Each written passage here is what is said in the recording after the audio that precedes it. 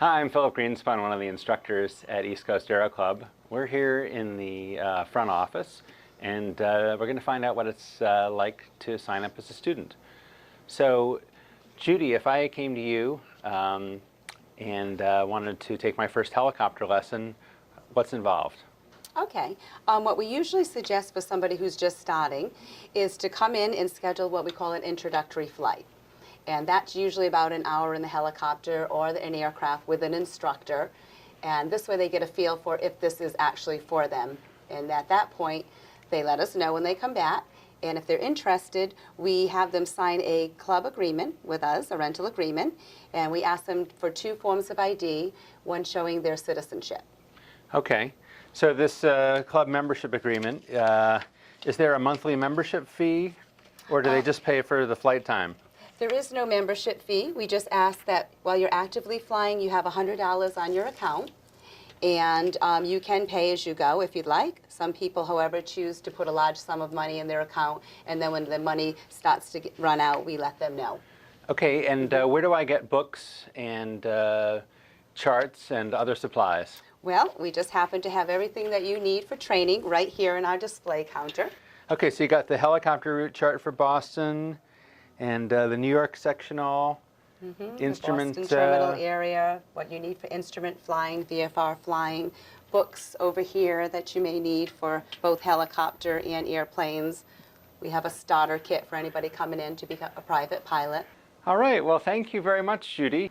Hi, we're here with Christy Kakidis, one of the front desk managers at East Coast Aero Club. How do I book my flights? Do I have to telephone you every time that I want to schedule a flight with an instructor?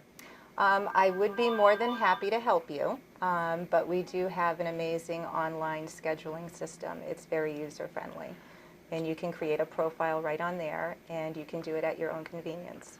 So at 3 in the morning, I could book a flight for 2 days later? Absolutely. And pick the aircraft and the instructor? Absolutely. Okay. Yeah, there's one restriction that you have to clear it 24 hours ahead of time. So what if I want to fly the same day? How do I do that? You would then give the office a call because we would need to make sure that there is an instructor available. Okay. So can you tell us a little bit about what you do here? What are the different things that you do? Of the many hats, we do FAA testing here. We facilitate the students through the TSA. We dispatch airplanes. We handle a fairly large maintenance schedule. Customer service, of course, and we sell supplies and many other things. And what do you like about working here? I love the fact that I'm working with people who come in and are excited to be here. And they're excited about flying. So the majority of the people come in with a big smile on their face, and it makes for a great work environment. Well, great. Well, thanks very much, Christy. Appreciate you talking to us.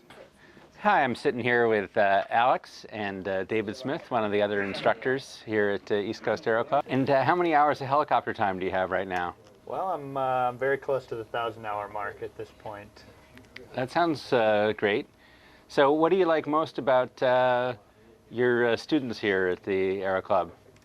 Well, you know, seems like one thing about aviation is you meet so many interesting and diverse people. Hi, my name is Garrick Turner. I'm a helicopter student here at East Coast Aero Club. And what's your day job? I do systems administration work. Mostly Linux and Unix work. Okay. So Garrick, how does flying the R-22 compare in terms of challenge to maintaining a Linux server? Well, in some ways, I guess they're kind of similar. Skill takes you a little while to kind of get a hold of, but once you kind of do, you kind of see the power of it and the challenge of it. So that's what I like about it. And what's your goal in going through helicopter training? Currently, my goal is to pick up my private license. Is what the short-term goal, and kind of the medium-term goal to get my instrument rating. All right. Well, thanks for talking to us today. Thank you. And good luck finishing up your rating. Excellent. Hi, welcome to our hangar. East Coast Aero Club has about 25 airplanes, and most of them live outside, but helicopters are a little more delicate, so we keep them inside this old United States Air Force hangar where fighter jets used to live until the Air Force moved them to Otis on the Cape. So here's our fleet. As you can see, we've got right now 2 Robinson R-44 helicopters. One of them's an instrument trainer, and the other one has a GPS and an attitude indicator, but not the full 6-pack of instruments. And there's our trusty Robinson R-22. The oldest ship in the fleet is the 22. That's the 2005 model. And both of the R-44s are from 2008. Anyway, let's take a look. This is also where East Coast Aero Club does maintenance. Let's meet some of the mechanics. We're talking here with Adam Harris. He's the head of maintenance for East Coast Aero Club. Adam, how long have you been working for the club? About 10 years now. And how many mechanics have you got working for you? We have 6 full-time and 2 part-time. So how long have you been an aircraft mechanic yourself?